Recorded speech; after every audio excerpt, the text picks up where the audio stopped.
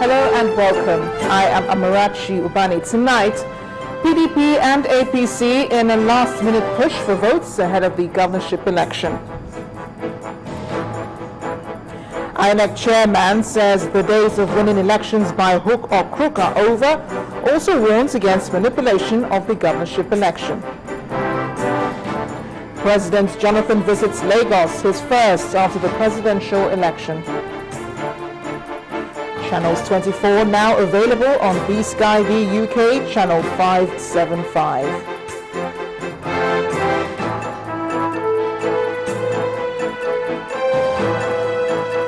On business news tonight, CBN announces plans to deny bank debtors access to foreign exchange market.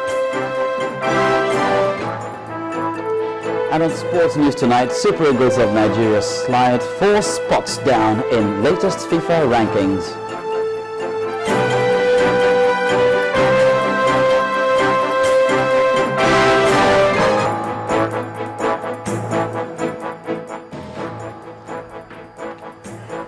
Nine states across Nigeria open for governorship contest on Saturday, April 11th.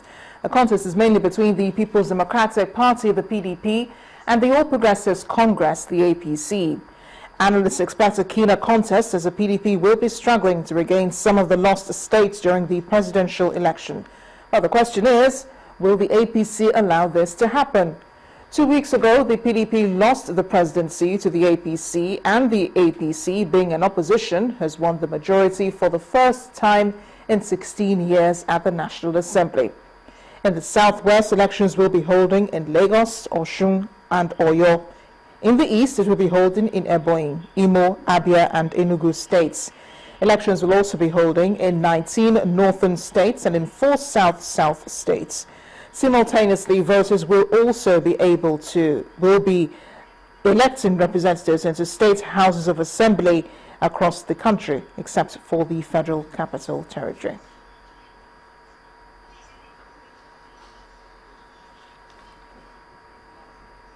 And in a bid to ensure security of lives and property during the governorship polls, the Nigeria police have ordered a restriction of vehicular movement in all the 36 states of the country.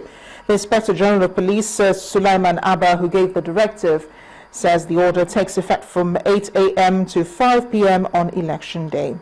Vehicles on essential duty, such as fire service, ambulances, vehicles used by the Independent National Electoral Commission, and law enforcement agencies, as well as journalists, are exempt from the order. Also, the restriction order does not affect vehicular movement in the Federal Capital Territory, since no election will be taking place there. In the same vein, the federal government has directed that all land borders be closed ahead of the polls. Permanent Secretary at Nigeria's Ministry of Interior says the directive takes effect from midnight on Friday to 12 noon on Sunday, so as to allow for a peaceful conduct. A similar directive was in place during the just concluded presidential and National Assembly elections. We're staying with electoral matters. The era of winning elections by hook or crook is over. That's the emphatic declaration by the head of Nigeria's electoral umpire, Professor Atahiro Jega. The INEC chairman's tough talk was in response to a request by the resident electoral commissioner in Benue State, Estefanos Dafang, to stagger the governorship and House of Assembly polls in the state. Professor Jega, who attended the INEC Rex meeting in Makurdi, the state capital, with stakeholders, politicians, and candidates in the forthcoming polls, rejected Mr. Dafang's proposal. He insisted that all elections must be held on the same day and promised to ensure free, fair, and violence-free elections with a level playing field for all participants.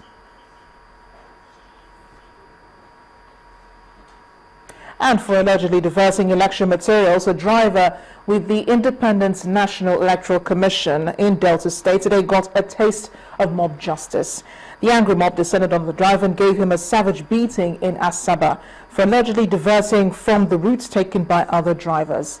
After loading election materials for Etiop East and West from the Central Bank premises in the INEC pickup van, the driver was said to have been stopped by the suspicious mob, who also observed that he had no police escort. The crowd thereafter descended on him when he could not provide any satisfactory explanations for his action. It took the intervention of the police to save the driver from being lynched. As Nigerians prepare to go to the polls again to elect leaders at the state level, the governor of Rivers State, Rotimi Amechi, has asked residents to come out without fear on Saturday to vote. During a town hall meeting held in Port Harcourt today, Governor Amechi told leaders in the state that the police and the military have assured him of adequate security throughout the period of the elections and after. Our correspondent Shola Shuyeli reports. It's the last town hall meeting before the governorship and state houses of assembly elections holding on Saturday. In attendance are elders and leaders of the state, from royal fathers to former public office holders, and even the leadership of the present government. These are some of the critical stakeholders and opinion molders of River State politics. Of utmost concern to this crowd is the security situation in the state, which has been dubbed one of the flashpoints ahead of the polls. What happened on the 15th of March was a kind of fear that the president is Jonathan and his people. So that kind of scenario, most people are afraid. The level of fear is so much that many have said they won't come out to vote. Should we totally rely on the assurance of the police? Secondly, sir, can't the security agents or agencies call all types of arms in this state? The governor of Rivers State, Rotimi Amechi, responds to the concerns of the citizens. He encourages them to come out and vote and insists that there is nothing to fear. In the course of governing this state, I know that all of you ask one simple question: who will take over from you? It is important to know who will take over from you. And I told you to decide who will take over from you. We don't want anybody to force a candidate on us. We don't want. We don't want people to be made governors because they want to share in our resources. That's not what we want. What we want is we should be allowed to vote and let our votes be counted. The police have promised to bring more personnel to the state, and they have promised to deploy to everywhere, including the smart boards. Let's see what happens between now and Saturday morning. I'll be able to address the state if need be, if Secretary is inadequate. There's also an appeal to INEC to ensure result sheets are available at the various polling centers and that votes count. Shola Shuyeli, Channels Television News.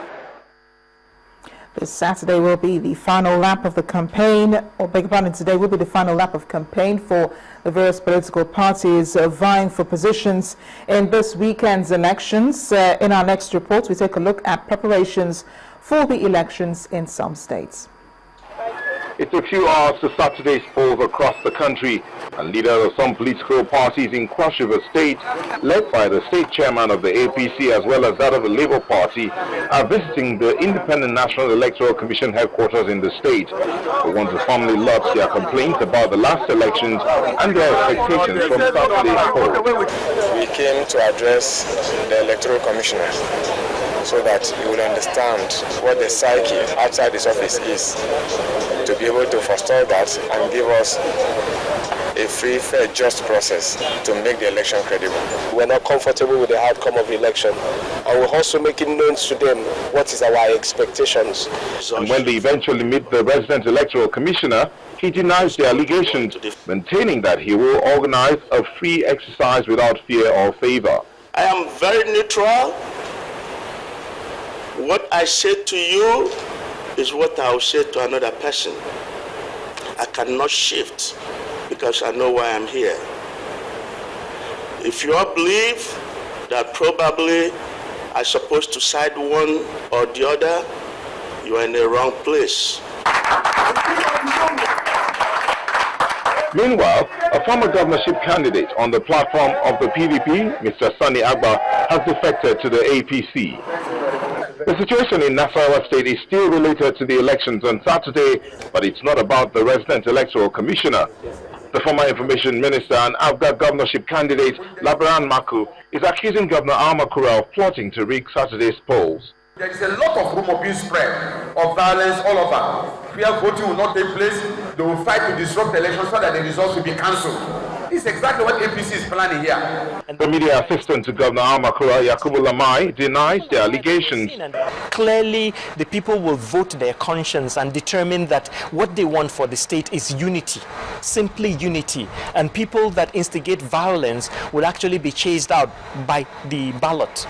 In the meantime, the governor's campaign train visited the Chief community in Imor, in Obi local government area of Nasarawa State. Staying with Saturday's elections, Anambra State Governor Willie Obiano is appealing to the residents of the state to vote for the All Progressives Grand Alliance in the State Assembly elections. The coming House of Assembly election offers us a chance to sustain all these positive developments in Anambra State. The only way we can maintain our progressive march to greatness is to vote all candidates seeking election on the platform of AFGA. In his special broadcast, he assured the electorate of adequate security, while affirming that polling stations will not be turned into battlefields as it happened on March the 28th. Neo Taigbe, Channels Television News. In part 2, after the break, good news for our UK viewers is Channels 24 now available on B Sky B, UK Channel 575. Please stay with us for details.